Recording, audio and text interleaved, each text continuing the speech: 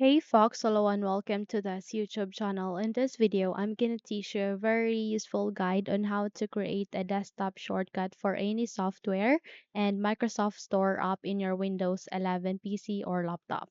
So without any further ado, let's begin. So let's start on adding a desktop shortcut for any software.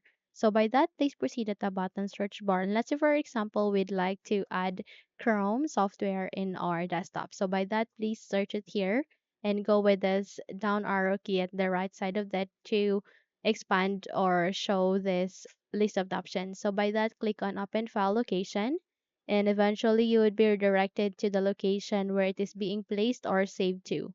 The next step that we need to do is we need to make a right click and go with this copy icon. The moment you have copied it, close the window, make a right click here at the desktop and go with the paste icon. The moment you do that, you have just successfully created a desktop shortcut here for software. So let's move on adding a desktop shortcut for Microsoft Store app. So by that, please proceed at the button search bar again and type for CMD.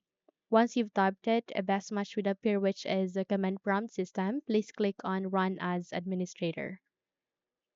Your user account control would ask you to say yes, proceed with yes so that you can give permission on running the command prompt as administrator.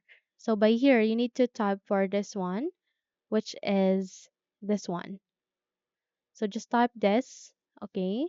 Just copy it at the description box below. I'll be pasting it there and paste or typed it here. You can type it here at the command prompt. So you can either paste or type it. Then the moment you have typed or pasted, click on enter key and this window would show up in our desktop screen.